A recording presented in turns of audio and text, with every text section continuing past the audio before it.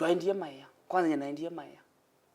Because we were so friendly mpaka nikavunja mpaka nikaanza kuwapikia tunafua nguo. Yani we've been then hiyo roho yangu je nitoka. Hakutenda wewe. So nikafanya rehab for like 3 months. Pona eva wangili mwanza na manata. Kamsali kambata we. Kamsali kambata. Ngili mwanza manata. So in a span of 3 years, ai ngije boko bro. Nikatoka rehab.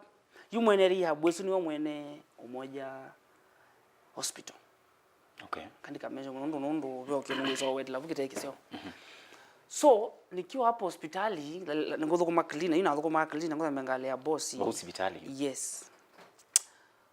Robanga otabya ninye napoa takameja kanole masya Inundu cleaner. So it went a point nikafikisha hiyo point na kwa naibu wasi akalata ulo the wazi wakaingi